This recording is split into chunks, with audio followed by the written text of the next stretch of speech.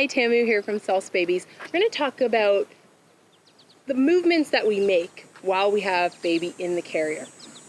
So one of the things we need to think about is the bounciness, shaking baby around. Because we have to remember that even though their head may be supported, even though their neck may be supported, even though they can hold their head up, depending on the age of your baby, they can't predict the way that you're going to move. So where we may, start to brake in our car and we may brace ourselves to tense those muscles to make sure that we don't whip around and get whiplash and those kinds of things, baby won't do that because they don't know which way that you're going to move. So we really need to make sure that we are thinking about how we are moving to make sure that we reduce that bounce for baby, keep them safe for their head, for their neck, for their brain, so that baby wearing can be enjoyable for both of you.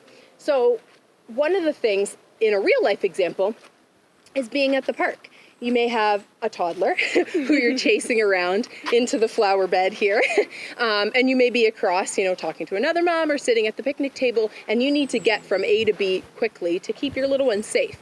Think about not running, not being up on your toes, bouncing your baby. And we have my lovely model and the lady here with a doll in the carrier because we didn't want to put a real baby in the carrier and have them shaking around. But, running on your toes is obviously going to be very bouncy for your baby. You can see how much our little baby's hair is shaking around here. So we want to make sure that we ground our steps. If you can walk quickly without being up on your toes, keep your feet nice and flat, keep your feet grounded. Oh, thank you, Claire.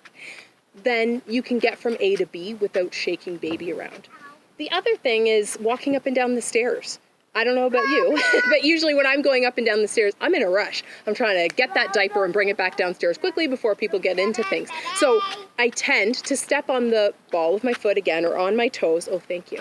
Step on my toes and on the edge of the step, which isn't particularly safe. I trip up the stairs a lot. So what you want to do is slow down. Ground your feet. Step with a flat foot as much as possible so that the step is more grounded, so that your body can absorb some of that impact, so that when you're baby wearing, they're not shaking around. And also for your body, so that the step is grounded and not jarring or higher impact for your joints. The other thing to consider is when you pick activities that you might do baby wearing, maybe you had certain dances or certain aerobic activities that you liked to do at home with a DVD or in a classroom setting that you may feel like, oh yeah, I can just put baby in the carrier and bring them along with me. Great idea in theory, but if the movement is very high impact, so like there's a lot of stomping and marching where you're up on your toes, or even higher knees where you end up sort of hopping up on the lower foot, that can be really jarring for baby. And when you're in that postpartum recovery period, that can be really jarring for your joints too. That's a lot of stress on your feet, on your knees, and now we're adding anywhere from 7 to maybe 20 pounds worth of weight on the top.